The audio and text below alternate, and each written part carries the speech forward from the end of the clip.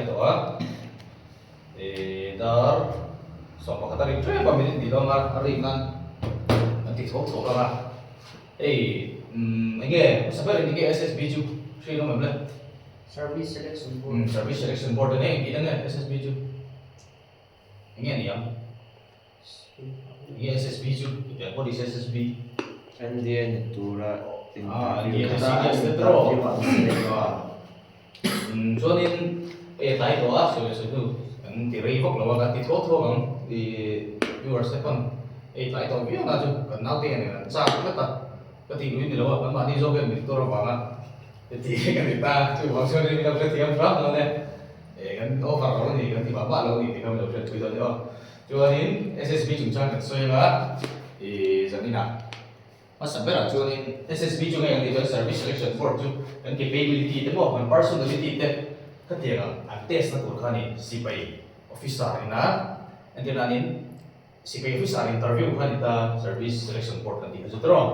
juanin NDA kan tite CDS FCAT kan tite mo INET kan tite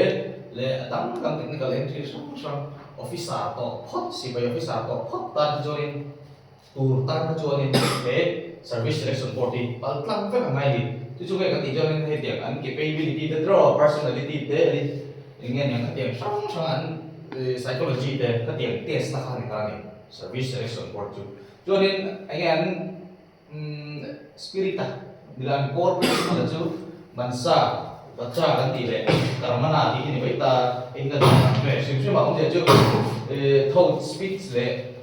di so action kan ni baik jo apa jadi kan sudah bak lalu next slide kalau lihat kan di kau mau bersunita ni SSB Service Selection Board ki long thung yen deu deu nan chana stage 1 a hian screening only screening test so ni stage 2 a engita join stage 3 ka medical ka ni tani join stage 1 kan sai photan ati nanin NDA exam memo CDS te tu na join NDA no no ta kai experience no la draw NDA ka Yes. join NDA kan lo ting ta ula inti tuju SSB coordinator itu nga koi center ber ngai chat don in lo sirin ne kha jo ngai tin yan ti check se lo khala ka in center chat project kha ne tin ranin SSB interview don jonin training ka an mari na boy pui ka don TADA kim kha jonin ngai kim sa ka to ka reporting day ta 0 day te jo maybe stage 1 day 1 final mo in report ang acho na tu ka day 1 hi in don ni until nanin Air Force speak ang ate jonin reporting day day 1 hit ay nang trip kakakan so maybe ni jo ngi chan jo Air Force tu nong len lawa si pai ni tung ve ni ba khanin so ilok da mai la day 1 a khanin until nanin bopal day lo chat ta example center khanin exam ni sa che lo ni center khan sang sang khani be ta nam par chi ta ma jonin state kha in center khanin day 1 hai lo khong ta le Inti masak na tu day 1 a chonin screening test ni ka dito ka screening test in paltlang lo chonin day 1 in paltlang lo chonin in hol aton hol ai rong phong ju tiam masih in paltlang lo chonin a to kling ni nong tong day 2 3 4 5 kling ni nong tong tu dai la thing zero ni chonin medical examination ai nei kam le ka ni tiam tro mana So chonin entiranin IAS at IAS at zonin IAS interview tu zonin prelims an patlanga may isang chule zonin personal interview ka heta board member ne dargar khat may som thu tang dargar khat bel an nei thi khani bai ta dro IAS at zonin base sipai be thuma zon ni be lo ta ne enge sipai interview ti chu ta face interview all over India SSB Service Selection Board India ramat interview berani untuk lagi Google cint mau tu nak kan India ramat interview ber tu yang dijualin SSB jualin ani kan ni soitang ni kan ni yang lu tengah waktu main flight operation OIR dia ini OIR tu Officer Intelligence Rating di nani Officer Intelligence Rating ini spot ang screening ani kan na sin center ani kalau ngatro center aja ni orang OIR di lau test don di screening test aja. Ini OIR tu officer intelligence rating dia tu tak aja ni orang itu ni booklet om don ta ni paper verbal le non verbal mo question som na ve ve don to ne question booklet pakhat chana 30 minutes ani ka sia chung chin ne ya verbal le non verbal je te reasoning question ka reasoning thread tam khai in eng lo don ni reasoning khai chang don ta ni verbal le non verbal cho nên next step là in chan jo PPDT the picture perception and discussion testing PPDT chu picture perception là cho nên thala ki ano so do ne cho nên kha thala ka easy picture ani don ta cho nên kha picture chu cha kha je the ma ko sem le chu nghe ne PPDT à kha ne no office ka siat ko la TAT ne kha ne PPDT à kha ne where is PPDT? Sẽ thiểm lúc là 30 second một minute sống thu bên này đó là PPDT hay nên 30 second khác halak khác minute sống second sống thu chung cái gì đó second sống thu mình screen là hiện tiền anh rồi tiền hàng đó này chứ halak khám ở lên cái easy picture ra error yang khác cho nên July cho nên minute khác này anh bé chơi mà khá là lạc của nó hắn mò cho nên minutely này nó ta này khi mình khá là PPDT picture perception bi cả PPB cả hắn mò khi mình khá là cái nó cũng trong khi minute khác cái này này cả cho nên minutely khá là cái mũ ta cả inject chụp đó này chú anh em yang in psychologic and test của nó người ta engage cái positive thế nên là nên là thế nào cho nên chọc lại được thế nè mình thả tung lại được thế cô này khang cái cái này nghe nó có cái luật sẽ là hàng tiếng là negative thà lạc không phải đó chứ thế mà negative thà lạc không phải chứ nữa cho nên chú negative thà lạc không phải cái positive mindset này nghe này là chỉ để cái test đó ta này cho nên discussion test của ta cho nên khá picture về cái diệt đó là win in discussion chứ thế mà PPDT cho nên mấy ta này cho nên hay mình day one hay quay một thì có khác quay một cái cho SSB interview cho nên English thiam mà ai được nó nghe là gì cho nên in ngày tuổi là anh riêu rùi na anh ngày tuổi này sẽ là cái ít sợi chuột thiam miêu luôn cho nên nghe trong cái mà rồi lúc cho nên sắp trong cái thiam đấy anh ai đâu thì là chứ grammar về cái gì ta sẽ sắp trong cái in trong nghe thấy chút xíu này sắp trong cái SSB à cái nó cho nên halai day one kha in pal tang cho nên stage 2 mo screening pal tang cho stage 2 này tuổi cái này mình sẽ là chậm chậm là in pal tang là về cho nên thon hồng châu cho nên stage 2 ở cái này cái ta này example là NDA 2 nó khá nên example là SSB đâu này ta anh ấy nào khen của khá nên đâu qualify về ta screening kha cho nên day 2 cho nên thì nó sắp lại là tổ chức psychological test này đó thấu thể chụp bộ khá hiện tượng chiếc hẳn mò psychological thì rằng được chụp cái này SSB chung chung ta tia tiền kia thì nó sẽ lấy được chụp thematic perception test ấy ta PPDT type được cái này tia bộ thà là song bản này anh nói của ông châu thà là song bản khá là của châu mà easy picture đó đây cái quay tiền atau berapa blank kan ini tinggal di rumah atau berapa blank paper orang betul je betul blank paper mereka di second song thung teh kan halak kan orang orang ada kolej cukup doanya macam dia candidate kau kamu ai không để đi năng chứ cho nên halak kan dia orang orang screen kan screen lain pun ya kan cho nên halak kan second song thung teh orang orang langa terus Nên với số khác nhau là chủ thể lạc chủ hazy picture để cái quay negative picture cái từ của những cái cho nên to bera blank to parang lang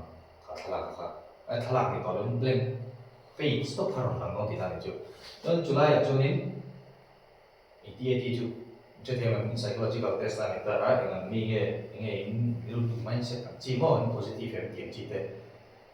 khang nó tệ in diệt chụp lại đó này cho thêm ETAT nghe sử dụng đó các confuse rất là lại thì ETAT là PPDT cái sẽ bổn sự là nó sẽ thêm một lần cho nên cái chuyện của mình sẽ học khác chung chung này đó cho nên WAT ha ông lại đâu ta này PAT rồi ha word association test là word association test WAT cho nên word số anh ấy cái word số vẫn phải đón chơi quá cho nên word bị chán nản ha nên nghe nhỉ word bị chán nản sẽ số bài này cho thế mà word đó còn mà 들어 second sofa 하지네 자가가 second sofa 난 그런 랑 레수가 자래가 나 second sofa 하지네 그런 랑 레수가 또 대표 좀 거의 송으로 걸어 놓는다네 주 거의 송으로 가서는就是WAD 就给他就这个就连考 word in word 考这就 second thought 懂了的那你就들어 second sofa这些的问题就连 second thought 懂了와就打说 in mindset 它 positive 跟 positive 了就这个当然这应该引入mang positif ya positif je lo pun dengan ingin引入mang tak jadi terus tu angka asyik tahun tadi WD aja jadi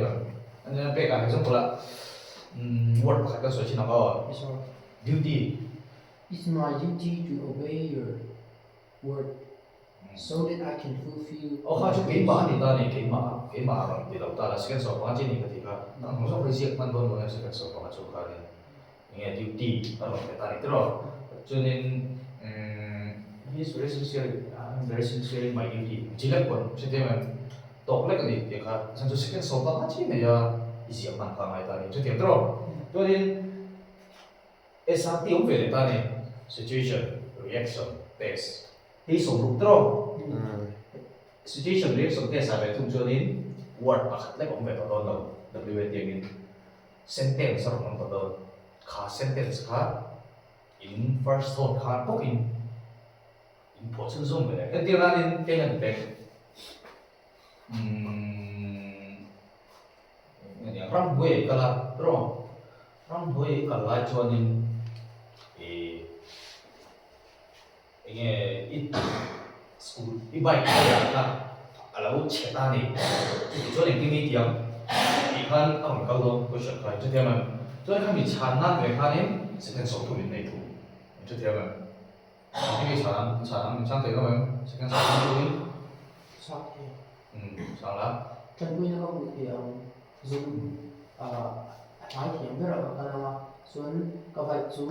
cho các bạn các bài chú mình cũng xí ra cho tất cả mình để toàn cuộc sống của tôi là mà xuống chân quy nó cũng bị 你的你是你东西的哦，不辛苦了哦，点看我看别看点听哦。You are going in the jungle when you are riding your bike, your tire was punctured, and you will. Cho thế mà, chẳng hạn là sẽ cần số tụi mình đâu đấy ta. after knowing that my tire was punctured, I would park it in the roadside and leave it in such a way that it wouldn't be harmful and it would disturb others while traveling and would go to the nearest place where could I get help. Thôi tổ tụ bè cả, ý phần 30 second cái gì chứ thế mà. Chú bảo cho nên không phải tổ này, thì lúc sáng không phải tổ này có thể là 30 second chú ý gì mà tổ cho bác sĩ. And then I take a repair kit from my bed and repair my tire and continue the journey. Chứ thế mà, nói thì được không ai thì nào chú. Mình đó, cho nên SD cũng về để ta đi, SRT khá tốt mà em khá. SD cũng về để ta, SDT mà, self description test để ta đi. Cái tại về thông cho nên là hát lọc thì chú bài hát có bài hát thì biết gì á ít nắng mà đã in chuyện đàn chung cái đàn chuyện đàn chết thế ít chuyện cái đàn chuyện đàn chết thế nhưng mà hà tây đâu thì ta ít thọ quy cái đàn chuyện đàn chết thế cả diệt mấy đòn ta thì SDT à cho nên đó chú anh em nắng mà khai in chuyện em ít chuyện tên đàn chuyện đàn chết cả nắng mà khai in test test trên ta này anh em này chuyện nghe này chuyện em anh ấy tu này thôi là cả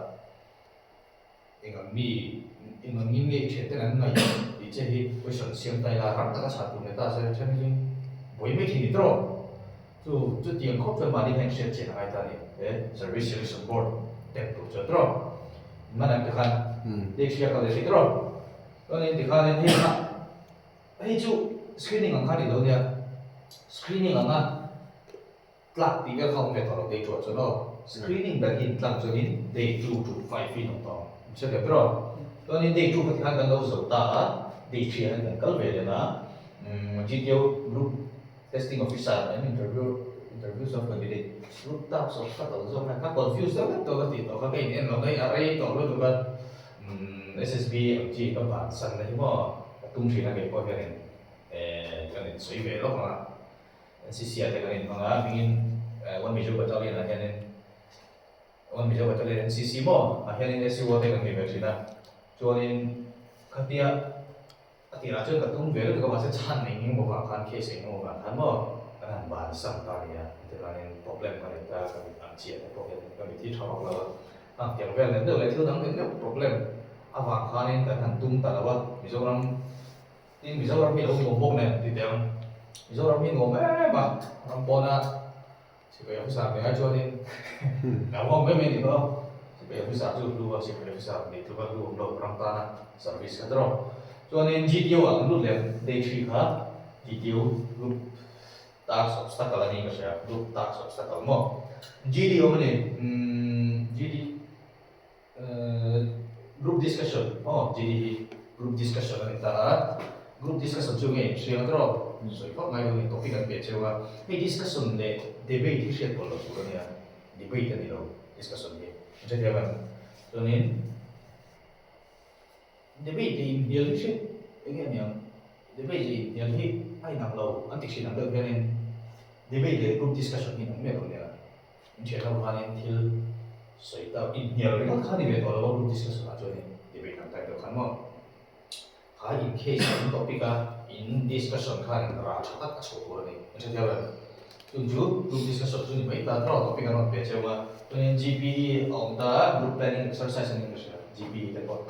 group planning exercise te tina group ati ngai individual chat jong thi ni lo ne sin pre sa to cho ne cho ti tro individual chat jong thi om ji lo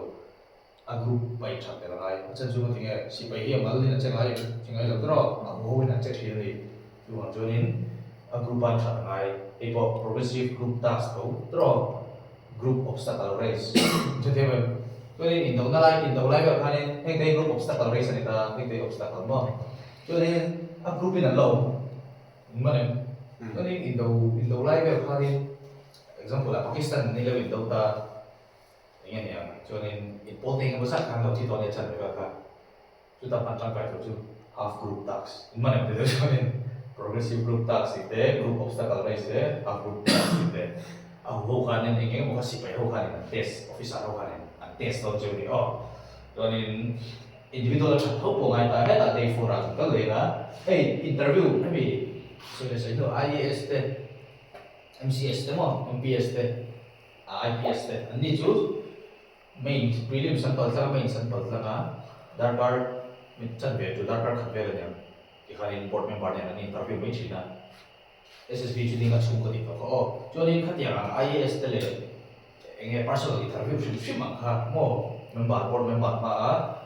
dokan ma chuta te interview personal interview kha về thấu kha chu emi day 3 day 4 te te lanin candidate sirin and there candidate man ram changa sir ten siam ram china te and there min tam be cho nên boi na lo ti ta la nang cho nên che pa cho nên tu ba te po te la je te man yang te kha nen an soi da na ni ta ka chiam bi lo ni ma cho mo se ta ang ka soi ta adu na kha cho nên day 4 han du le ko GTO group testing officer không mình phải chỉ tiêu đi group task sa cầu trong này chúng ta IO hi individual obstacle kina ni individual obstacle là ông về ta group hậu ang lâu chết năng mà chết năng của làm chỉ số vẫn test đó chứ individual obstacle kia nên thì là nên long jump high jump ang chỉ thế mo the Burma bridge in trap the Burma bridge mo Burma bridge chú thì là nên但是水也别的挺公平的，但是俺多呀，水把它别的那天俺说的呢，这个配合人家把它不起哦，他听那个 individual obstacle 给人家 test 到就，至少不要冒起上场的那对呀，就比人定个些，啊 test 上了都是可以不少的，别人那边就上场嘛，但我可能看你别到了话，错嘛个 individual obstacle 的，这点嘛，俺 test 到。thông ta này sĩ phải officer ra cho nên thì công an tác sống để ta công an tác sai cho nên ini ko komentar sampai tunggu join nanti ramen ingin yang ini kasih all tour grup an pedon ta join grup leader ini don ta nang maka grup member kan dengan panga baru tapi kalau itu ya terus 이탕하는 많이 누구가 candidate 보이토가 이제 되면 저는 candidate 보이가 내 딱이는 것만 들으니까 저는 인것만 다가 딱 보면은 진짜 나가서 동작하는 잉글리시 티어인데 내가 이 것만 누다는 집에 있어 있어 티어요 로고 저는 인딩이에요 그러 저는 서비스 셀렉션 보드 템도 저는 잉글리시 티어가요 저는 FGT가 파이널 그룹 딱 생긴 거죠 이거 그룹 지한테 네 타고가는 다네 group task ang chief sa may nga pa video tipo kinakain interior nga video so actually in interior video dia kakakatin na video so pero kahit ito ito to gain sa long box here join stage 3 yung song in day 4 day 5 actually conference hall ni tani day 2 3 4 in pagtang day 5 conference ni daw tani declaration of result mo conference sa kanin board member ha how zong mấy tiền anh group testing officer không có hàng học anh chụp qua lúc liền mà lại là anh chụp mà cho nên chúng ta cho nên rõ ràng số tôi chưa này officer của học hẳn mà conference cho nên conference out là conference là thì cái hiện chỉ là candidate mà sẽ conference là chân khát thì nó sẽ về là cho nên conference cho nên là tất thể là conference out thì cho nên hết là ingin yang GTO 공지 때 이게 뭐 하는 장나 로데 거니 왜 덴티베네 tumpas 저는 아주 저라 디라와 막세 구이테라와 저는 last stage 수 행홍성 통이 받던 저는 medical test 하는 게 안가 저는 medical test인데 얘가 뭐 anxiety 저처럼 저는 we heavy face conference 는 받던 거니 저는 인호래요 들어 cho nên in phần khác cho nên hầu về đó là medical test cho nên pilot tụi biết ta nên PABT thì pilot aptitude test mà còn là chúng ta về tức là cho nên rồi pilot computerized thì về là nên cái gì à pin khăn thắt của PABT khăn thắt của rồi cái em lóc con PABT